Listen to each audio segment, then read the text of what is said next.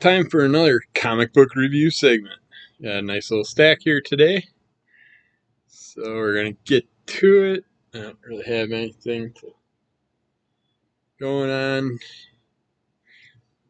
If you like the super rares, you got the Batmobile with Batman Bear. You got Hulk Bear. You got Spider Bear. You got Super Bear. I picked them up recently, and they will be going for sale on my eBay store. So follow my Facebook, Kevin Kleinance, or check out Under the Call of MS, and you could somehow link to everything through there, maybe. But yeah, I've been putting up more and more eBay listings again, finally getting them going again. I don't have my store. I'm just doing the 250 free listings a month. That's enough things to put up at a time, and when I got to fill them, I can relist certain things. But let's get to the comics. Alright, starting out with this beautiful gunslinger busting through stained glass church window. What is it? Virgin cover. No words or anything on it. Can't think today. My brain just went blank. But yeah, this was another good addition to our run here that we're checking out. We finally get to see Violator.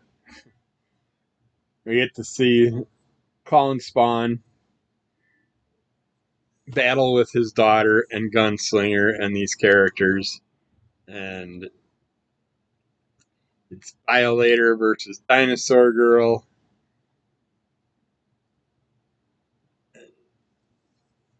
Evil Clown and all his minions.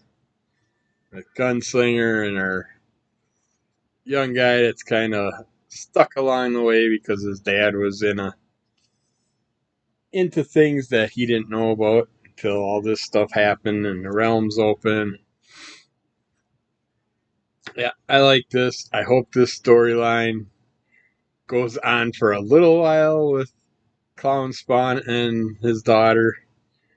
I want to know more about her and his new Clown Spawn's kind of went through a whole new transformation recently, so it's interesting where they're taking this. I know I want it to end because they have so many off runs and they're just all going into the issue 20s now. I would like to see them stop at 24. I want to get this storyline to a finalization. Because when you're running that many different books, King Spawn, Scorched, Gunslinger, regular Spawn, I know there's other ones. I can't think of them at this moment. I started with all of them, but they just kept going and going and going. It's like, yeah, I get it. It's McFarlane's main run, and he wants it to go on forever, and you want that story to get pulled out forever. But yeah, this is starting to get to the point where if we don't start seeing some big battles pretty soon, I'm dropping off it myself. And I don't want to do that. I want to see the finalization of what happens with all this. We are starting to see a few little battles, but we're pretty far out yet before anything big is going to happen. We got Junk Rabbit, number 3 and 4. We were able to read back to back. And in this story, this is Jimmy Robinson's Junk Rabbit.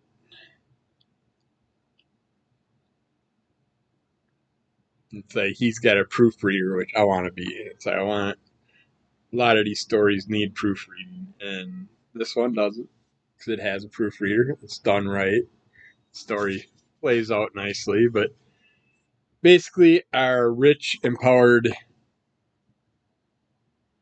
I'd say 1%ers, but now after all the people and destruction of the earth and everything, they're probably like the 60%ers. But you gotta live in this certain special air dome or live out in the junk atmosphere, the junk environment in the damaged atmosphere. And the junk rabbits out there to protect the people that are outside the dome, and it's like the ones inside the dome have all the power, all the control, they can do whatever they want. They control everything, and then they send murderous bots and stuff into the junk world to try and find the junk rabbit. And while they're doing it, lots of innocents are getting killed or injured or just gone through all kinds of going through all kinds of disappointing things that the rich have to take power over and allow, instead of allowing us to live in a world where we could all just get along and all just work together and everybody have opportunity to have everything that everybody else can have. But no, we live on a land of greed, and without greed and destruction, most of the people in this fucked up world think that we can't survive without that, which is sad, but I love this cover. But we get to find out more about who Junkrabbit is, why they're doing what they're doing. We have a certain person that decides that they're going to try and use information they have about Junkrabbit to get themselves a position in the dome so they can get out of the junk world and live with the supposed rich, happy, fresh air breathing freaks. And with that, they're going to probably also find out what type of people those people are. And you may not want to live with them. Don't know. You may actually realize you're happier where you were. But in order to do that and find that information out, you're putting other people at risk. Sadly, that's what happens in these worlds that just can't all work together. We got Maskerade, number 6, issue 6 of 5, but now 8.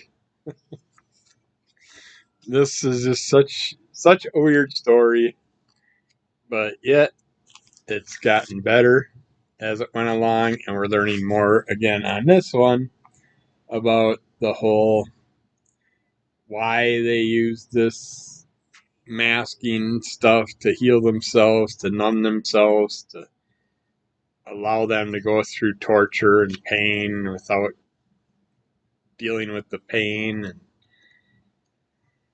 covering up the pain and issues, and while they're doing it, going after the people that designed certain things and tortured the kids. And we learn more about the scientist in this one. I think this was a nice done issue that wasn't supposed to be an issue. It's like when they were going to do the 5 issues and then they decided to bump them up to 8 issues. This was a filler issue. You can tell that they threw in to fill some gaps to make it to that 8 issues. But it takes us back and gives us a little history of the past, and we learn a little bit more about our characters, and what was happening and what's going on, and why we're in this dystopian type place that we're dealing with. And it's gotten better. It's interesting, but I still want an end. That's why I wish it would have ended at 5, but I'll push out to the 8. But if it goes beyond that, I'm done. So, all right. This is it. Money Shock, Shocker, Crisis of Infinite Climaxes. Money Shock comes again. This is issue number 2 of the second run. Stuck on a mining platform, whizzing through space, the Triple Explorers are attacked by a whole bunch of characters we were only able to put in the book because we're calling this a porn parody, and apparently you can do whatever the hell you want once you make it clear. We're making it super clear that this is a parody. Meanwhile, indie comics darling Cherry has been turned into a bored billionaire's personal pet AI. And she has some ideas about how to run the universe. This is from Vault Comics. Written by Tim Seeley, drawn by Giselle Lagace, colored by Carlos Padilla, Z, lettered by Crank. Let's do some Crank. But in this issue, we deal with a happy-faced, planet-headed scientist. It should be good if him and Moonboy hung out. That one that I just reviewed on Crimson Color Comic Club recently. But they talk about their parody because they just so happen to deal with some certain characters along the way that you may recognize from your past.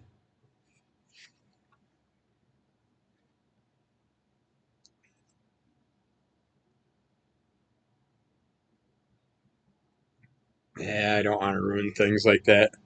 But you get to see them deal with this character who's controlling all these other characters that turns this into a wild, fun parody. They did a good job with this. They could have went really risque with it. I kind of wish they would have went a little bit more risque with it. But yeah, what they did with it was well done. Not as ridiculous as Once Upon a Time in whatever the one we've been reading. You can check out the last episode of Crimson Color Comic Club where we talked about that too, or 2 episodes ago. Depending on when this comes out or when you see this, or a few episodes back. But yeah, I'm enjoying that run. I'm curious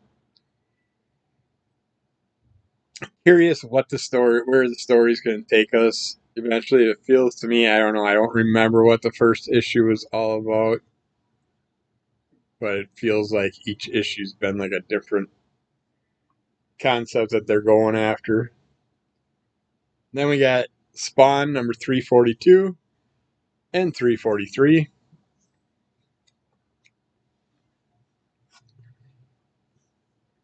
This is done by Todd McFarlane, Carlo Barbera, J. David Ramos, Tom Orzechowski, and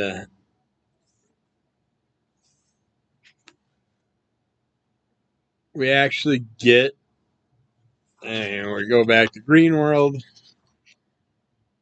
where we get to find out more about those characters. Then we got battle going for the seat of the realm right now.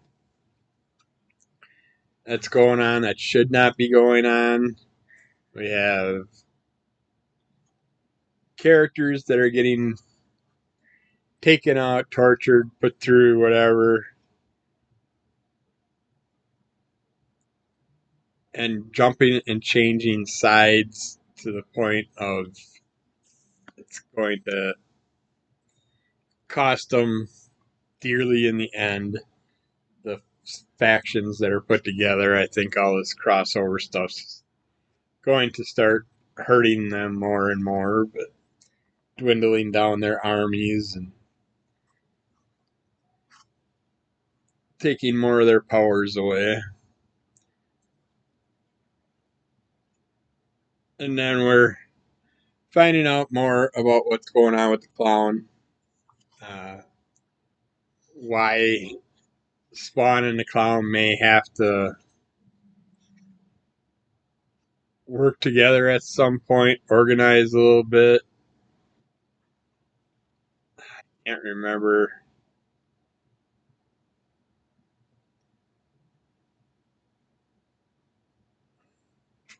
I can't remember his name, but our red character here, he's been dealing with our Cagliostro character and the organization of them fighting over the seat to control hell and thinking that everybody wants a chance at the crown, at the throne, but many aren't allowed near the throne or to sit on the throne. So I don't know what's going to happen once different entities start fighting to try and get to the throne and what's going to happen to them when they get there. That's why I wanted to have, there's got to be a huge climax within the next 3 months of issues. There's got to be something big. They have to be ending all these side ones at 24. They can't be going beyond that, but I mean, they can. I really hope they don't. I want a big damn battle soon. And we've been teased it for so long. We got Spirit World number 2. We got our characters trying to find a way into the spirit realm. Constantine. I don't know why that name popped in my head, but they're in Chinatown to start with, trying to find out some information how they can cross over to the spirit world, who brought her to this world from the spirit world, and what's going on, and our Batgirl Cassandra and what she's dealing with. And you'll see in this issue, you'll get a lot of answers in this issue about how she was brought here, our character, what's going on with Cassandra and the spirit world, and then Constantine's part in all this. And this is a great issue to give us get us caught up on what was happening and making us understand it all a little bit more. I really liked it. I'm liking this story. Again, this was one that I thought was only like a 5-issue run. It seems like it's set to go longer now. But I don't know if that did change or if that was just me. But then we got Steak Presents Jessamy, number 3, the final issue. This is a perfect ending to a well written but sometimes disturbing story. Uh, I really liked how they pulled this off. Kind of brought the whole slave trade understanding into a better aspect. Uh, with this third Kickstarter, I happened to get all 3 issues in a connecting.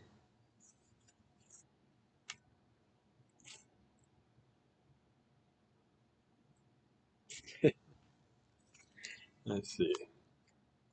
This one goes there.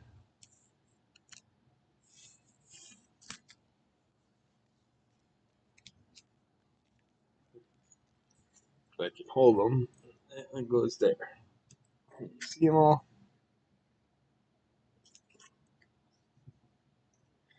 Yeah. This is a wonderful 3-issue run. And yet, a good amount of storyline in there for 3 issues. And they pulled off a beautiful ending with it. basically with Jessamy straightening everything up, dealing with certain factions, and then all the problems that come along the way. There's going to be lots of death in this final run, but yet sometimes death is a good death if you're doing something that will change things for others forever and make a place a better place.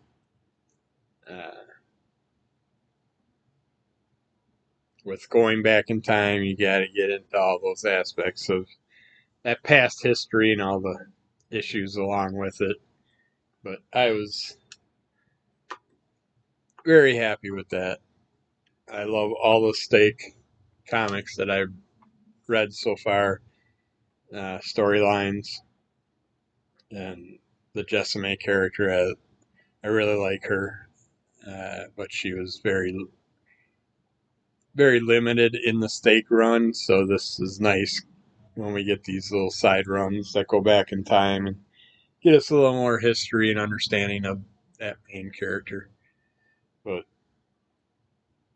yeah, I'd say get it if you can get your hands on it. Get all 3 issues, or keep an eye out for uh, next upcoming. I suppose I should.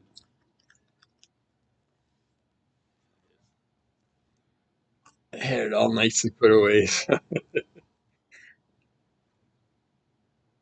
It's in Chateau. Stake presents Jessamy in Chateau de Sang et de Fleurs. Words by David Byrne, art by Francesca Fantini, editor Nicole DeAndrea, and letters by Joel Rodriguez.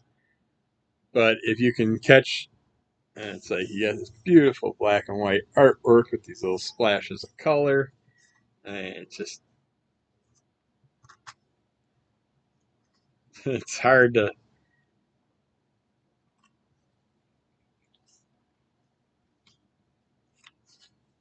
show things without ruining. But I'll just show you faction sitting at a table with the little yellows and reds that just pop out in the black and white. They just have these light, nice, subtle touches of color added throughout. But if you keep an eye out for the next Kickstarter, which I know they will have more soon, David A. Byrne, I guess, would be the best one to keep an eye on Kickstarter. And then I'm sure, look at that back cover, that's just awesome. I'm sure we'll see upcoming Stake related Kickstarter coming out, and then they'll possibly have the past books for you to order with it if you want. Otherwise, just see if you can find them and get them. I don't remember seeing them in the previous catalog, now that I think about it. So I'm wondering if that's going to come out in like a trade format or come out starting next month, maybe. But I have yet to see anything for them, so who knows. But I will definitely stick with them. They keep bringing them out. Alright, we got Star Wars Darth Vader, black, white, and red. These are very enjoyable. Again, the black and white coloring with little hints of red and stuff.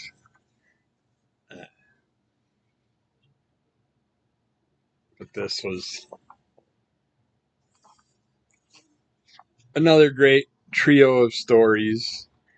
We get Hard Shutdown Part 3, which we've been reading for a while since this whole run started. And in Part 3, they're trying to assemble Darth Vader because all his innards are probably worth tons of money. He's probably got the highest tech electronics inside him, and they want to get at it. And while they're doing that, Darth Vader's trying to break free and save himself. But yeah, it is interesting where they go with that storyline.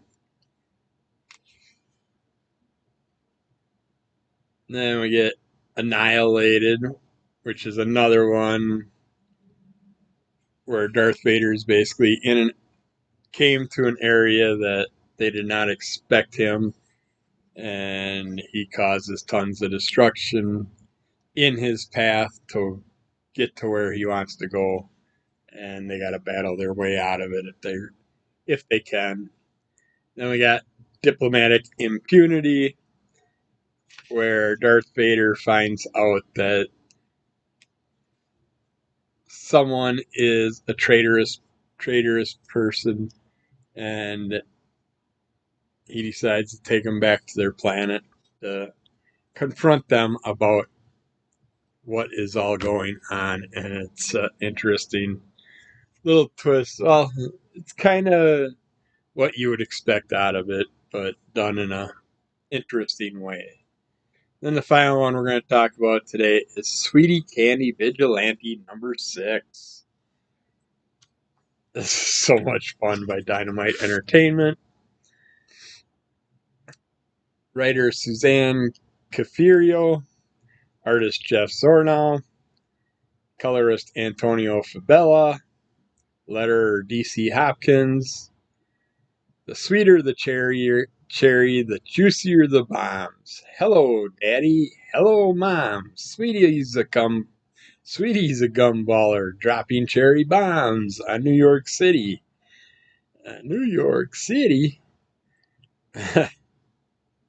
Yeah, we got our characters with their grand opening of their sweet shop that used to be a gangster style pub, but Goody Gumdrops. It's the grand opening of the new Sweetie Candy Vigilante Sweet Shop, fully transformed with obsessed customers lined up to be the first to sample the sweet new life and meet the Candy Vigilante squad.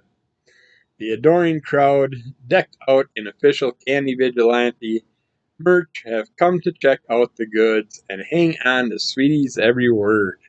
She is the OG gumballer. I'm not going to go on and on about that. You can buy the book, get it yourself. But yeah, our new character, our Sweetie, our little werewolf character, our gummy character, our Christmas tree character, all these fun characters are doing their grand opening. And while they're doing it, some cops are trying to solve a crime about a character that ended up dead and just so happens to have some type of sweet tooth related item on their corpse, and the cops are trying to figure that out.